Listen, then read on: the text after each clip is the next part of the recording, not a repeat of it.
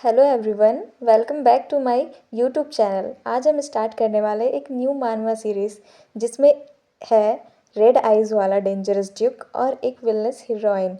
तो बिना किसी देरी के हम कहानी में आगे बढ़ते। तो स्टोरी के स्टार्टिंग में हम देखते हैं एक जलता हुआ महल जहाँ सब कुछ जल रहा होता है। वहाँ सभी लोग खून से खून लथपथ हो गिरे हुए होते हैं।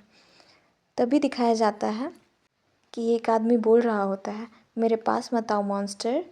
तभी एक रेड आँखों वाला एक लाल आइज़ वाला बंदा खड़ा होता है जो होता है हमारा ड्यूक।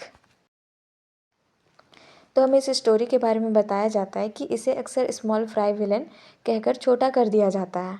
यह कहानी एक नॉवल है जिसमें कोरिया की एक आम लड़की क्रिस्टन नाम की एक छोटी सी विलनिश किरदार में पहुंच जाती है। बस एक छोटी सी विलेन का शरीर मिलने के बाद वो जिंदा रहने के लिए बहुत स्ट्रगल करती है और असली फीमेल लीड मेल लीड और एक गहरे राज में उलझ जाती है बेचारी।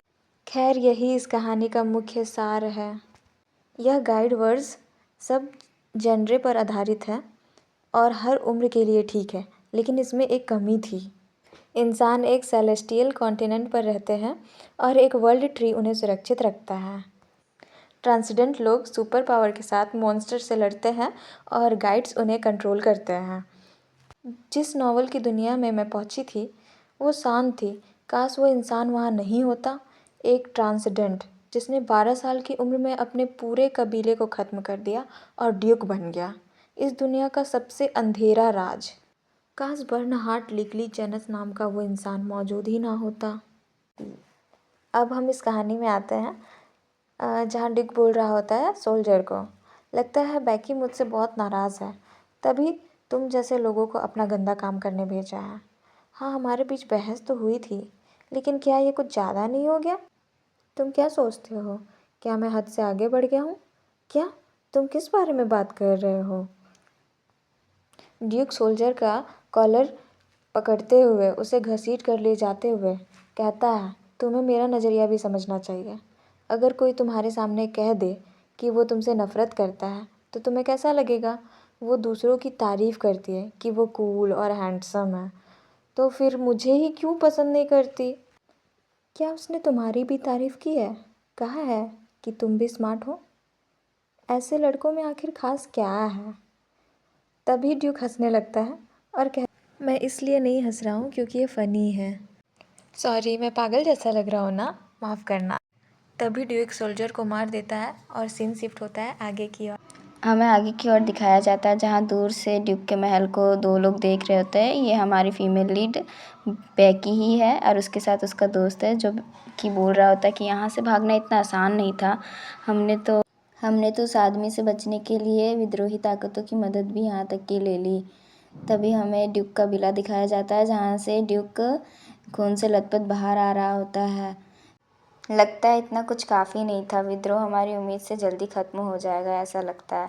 तभी यूसुफ उसका हाथ पकड़ते हुए कहता है, सब ठीक हो जाएगा बैकी। हमें यहाँ बैकी के दोस्त का नाम पता चलता है जिसका नाम यूसुफ है। और तभी बैकी कहती है, हाँ एटलीस्ट यूसुफ तो सेफ़ है, कम से कम ये हर चीज़ में हमेशा मेरा साथ देता है। तभी बैकी कहती है, यूसुफ हम उस डीमन से ज़रूर बच निकलेंगे बिना किसी हार के। तभी यूसुफ कहता है कि हाँ बिल्कुल। तभी वहाँ एक लड़की आकर कहती है, मिस बैकी चलिए चलते हैं वरना फिर देर हो जाएगी। नहीं, मुझे लगता है अभी वापस जाना बेहतर होगा। तभी वो लड़की कहती है, आप ये क्या कह रही है मिस बैकी? तभी बैकी कहती है, आपका यहाँ तक आने के लिए धन्यवाद, अपनी राजकुमारी को भी मेरी तरफ से धन्यवाद करिएगा। तभी वो लड़की कहती है, आप क्या कह रही है? आप सच में अकेले वापस जाना चाहती है? वो बहुत ख़तरनाक है। बैकी मन में सोचती है, अगर मैं इस तरह से पकड़ी भी जाती हूँ तो भी मैं सेफ़ रहूँगी क्योंकि ड्यूक मुझे मारेगा नहीं। लेकिन इन लोगों का क्या? इसका मतलब ये नहीं कि मैं दयालु या धार्मिक हूँ, बल्कि इसका उल्टा। अगर मैं बच गई तो रात को मैं कैसे चैन की नींद सो पाऊँगी?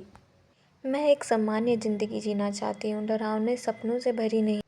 जिन ने विद्रोह किया और ड्यूक का साथ छोड़ दिया, ड्यूक उन्हें नहीं छोड़ेंगे। क्या आप यकीन के साथ कह सकती हैं कि आप नहीं पकड़ी जाएंगी क्योंकि ड्यूक ने पूरे गांव की सुरक्षा को नष्ट कर दिया।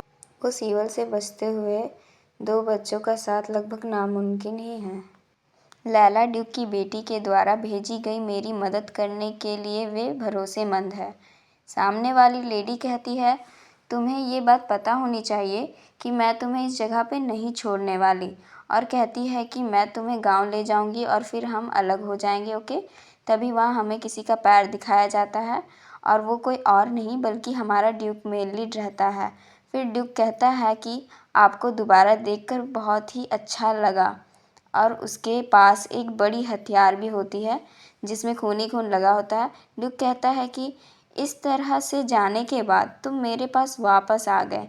तभी उन दोनों के बीच यूसुफ आ जाता है। यूसुफ कहता है कि मेरे करीब मत आओ, मुझे डर लग रहा है। तभी ड्यूक कहता है, क्या तुम्हें डर लग रहा है? तभी यूसुफ मन में कहता है, ये मुझे बहुत पहले कर देना चाहिए था। तभी यूसुफ अपने साइड से एक नाइफ़ निकालते हुए ड्यूक पर हमला कर देता है। तभी ड्यूक हमले से बच जाता है और यूसुफ कहता है कि उसके पास मत आओ। तभी ड्यूक उसे घूर के देखने लग जाता है। तभी ड्यूक यूसुफ का गला पकड़ लेता है और यूसुफ को सांस आना बंद हो जाता है और ड्यूक उसे उठा के फेंक देता है। तभी बैकी यूसुफ का नाम पुकारते हुए बोलती है, तुम ठीक हो ना यूसुफ? तभी ड्यूक बैकी के पास आकर बैठता है और ड्यूक कहता है कि फ्यूचर में चाहे जो भी हो, प्लीज़ मेरे पास ऐसे ही वापस आ जाना, ठीक है ना बैकी? ड्यूक उसके तरफ हाथ बढ़ाते हुए, मैं कुछ समय से सोच रहा था। तभी बैकी कहती है कि किस बारे में सोच रहे थे?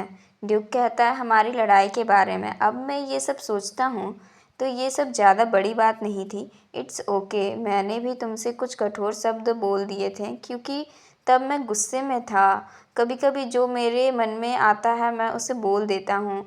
आई नो मेरे शब्द खराब है और मैं इसे ठीक करने की कोशिश भी कर रहा हूँ। तो चलो चलते हैं। आई एम सॉरी, मुझे माफ़ कर दो, ये सब मेरी गलती है बैकी। बैकी सोचती है कि एक 18 साल का ड्यूक ये नहीं जानता कि माफ़ी कैसे मांगी जाती है या अपनी भावनाओं को कैसे दिखाया जाए। उनकी शक्तिशाली क्षमताओं ने उनको 12 साल की उम्र में ड्यूक की उपाधि दिला दी। उसका युवा शरीर इतना सहन नहीं कर पाया और परिणाम स्वरूप उसमें एक ऐसी गंभीर बीमारी हो गई जिससे वो जवानी से पहले ही मर जाएगा। इस बीमारी से सिर्फ बचने का एक ही तरीका है, उसे एक ऐसे मार्गदर्शक की ज़रूरत थी जो उसकी शक्तियों को संभालने में मदद करे ताकि वो इस किस्मत को बदल सके। वो गाइड क्रिस्टन थी। हालांकि क्रिस्टन ने बाद में ड्यूक को छोड़ दिया। ये जाहिर सी बात थी, ऐसे पागल विलन के साथ कौन ही रहना चाहेगा। ये अच्छा होता कि क्रिस्टन उसके साथ खुशहाल जीवन बिताती, लेकिन ड्यूक क्रिस्टन के प्रति आकर्षित हो गया जिसने उसे मेन लीड के कारण उसे छोड़ दिया। क्योंकि क्रिस्टन चली गई थी इसलिए वो गंभीर रूप से फिर से बीमार पड़ जाता है। अंत तक वो अपनी शक्तियों को नियंत्रित नहीं कर पाता है और उत्पात मचाने लगता है जिसके कारण पूरी मानव जाति विलुप्त हो जाती है। इसलिए ड्यूक को युवा होने से पहले ही काबू में हो जाना चाहिए। अडल्ट होने से पहले वो अभी इतना शक्तिशाली नहीं हुआ है कि स्वर्गीय महाद्वीप को नष्ट कर सके। क्या ये बेहतर नहीं है कि मानवता को पूरी तरह से नष्ट होने दे की अपेक्षा कुछ छोटे बलिदानों के साथ उसके विलुप्त होने को रोका जाए? दुर्भाग्य से मैं ही ड्यूक की एकमात्र समर्पित मार्गदर्शक हूँ, इसलिए मुझे ही यह सब सहना पड़ रहा है। किसी दिन मैं ड्यूक को छोड़ दूँगी और मैं अपना जीवन जीऊँगी, बिल्कुल एक एक्स्ट्रा कैरेक्टर की तरह। तो गाइज़, स्टोरी यहीं पे ख़त्म होता है। अब मिलते हैं अगले पार्ट में। Bye bye.